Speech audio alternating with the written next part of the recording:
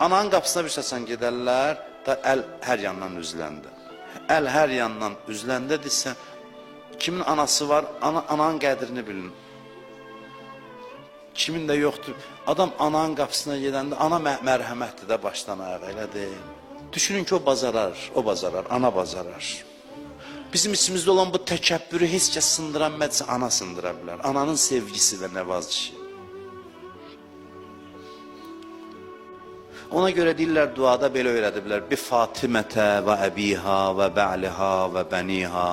İlahi sənə verirəm Fatimiyə və atasına və həyat yoldaşına və balalarına. Nəsə var da bu xanımın adında. Kim indiyə qədər bağışlanmayıb burada bilmirəm. Qorxuram, hemen deyir Ramazan ayı gəldisə bir adam bağışlanmadısa nə vaxt bağışlanır? İlahi qorxuram, bəlkə indiyəcən bağışlanmamışam, ehtiyat planım var. İndiyə qədər bağışlanmamışam, oturacam, dizlərimi qucaqlayacam, mənim bir mehriban anam var, onu çağıracam. Mən də anamıza, xanım Zəhraya deyirəm, xanım biz də səni çox incitmişik, sənin üzvə ağ olmuşuq günahlarımızla. Olmuyor bizdən narazısan, amma yox, sən eşitmişik, belə ana deyilsən. Sənin eşitmişik çox vəfasız qonşuların var idi. Sən onların qapısını döyürdün, onlar qapılarını üzvə bağlayırdılar.